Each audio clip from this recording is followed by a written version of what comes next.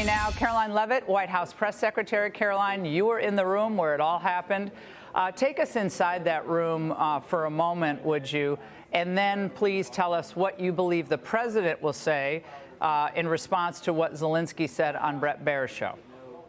Sure. Well, thanks for having me, Laura. And it was incredibly tense in that room, and things turned bad and bitter very quickly because, unfortunately, President Zelenskyy refuses to recognize the pragmatic reality about the war that his country is facing. This war has been going on for years. His countrymen are dying. And most of all, President Zelenskyy failed to recognize that he's walking into the Oval Office with a new sheriff in town. And that sheriff is Donald Trump. And he is a peacemaker in chief. He wants this war to end. And he understands that his people, the American people, are sick and tired of footing the bill for this war to the tune of hundreds of billions of dollars. And so it's very unfortunate for the Ukrainian people and for President Zelenskyy that he walked in with this mindset of give from the American people without much gratitude for what the American people have done for his country over the past few years. And so he was on the brink of signing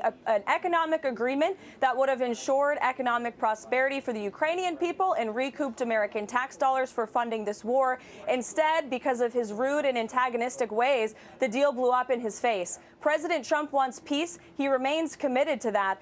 But President Zelenskyy either needs to change his attitude or perhaps he can't make a deal at all. Well, Caroline, we're hearing different narratives tonight, but is President Trump in the mood at all to revisit this mineral deal, given what happened earlier today?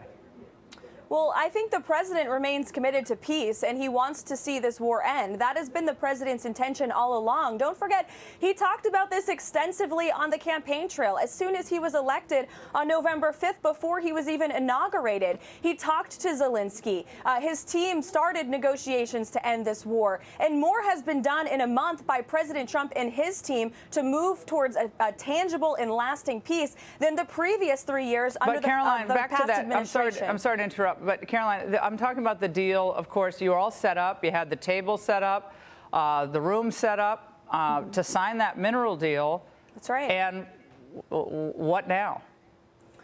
Well, we'll have to see, and it's up to President Trump the next move that he makes. But I think he made it very clear today in asking President Zelenskyy and the Ukrainians to leave the White House that Zelenskyy is not in the right mindset. And again, the minerals deal was an economic framework, and it was the first step towards a peace deal. But Zelenskyy came into the Oval Office talking about security guarantees, talking about what Europe wants to do. Well, the president has been talking to Europe, too. He had the leaders of France and the UK here this week precisely to talk about how to end this war. And so, again, it's unfortunate circumstances for President Zelenskyy, but the president is not going to back down in doing what's right for the American people. And that's what this economic partnership was. It would have recouped the hundreds of billions of dollars that we've funded towards this war, and it would have been good for the Ukrainian people as well. Caroline, Susan Rice and others tonight have said that this was an ambush, a setup, that this was the plan all along for Vance and Trump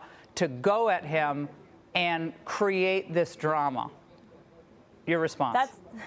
That's absolutely not true. President Trump was excited about this economic agreement. And it was President Zelenskyy, if you roll the tape, who actually antagonized the vice president in front of the cameras and picked a fight with him. And as President Trump said, I think it was great that the cameras were rolling because the American people and the entire world got to see what President Trump and his team have been dealing with behind closed doors in the negotiations with the Ukrainians. They've been, again, incredibly hard-headed, and all President Trump wants is peace. And in order to negotiate peace, both sides have to come to the table, both sides have to talk, and both sides in a good deal usually walk away a little unhappy. President Zelenskyy fails to recognize that. And again, this is not the previous administration. Joe Biden is no longer in that Oval Office. We are no longer going to just write blank checks to a war very far away without real, lasting peace. And that's what the president wants. Caroline, who made the decision to cancel the lunch? How did that go down, and did you have any of it? Well, the president enjoyed the lunch. He figuratively and literally ate President Zelenskyy's lunch today. But it was his decision. He felt as though President Zelenskyy was not in a place to negotiate peace at this point in time. Karoline, as always, great to see you.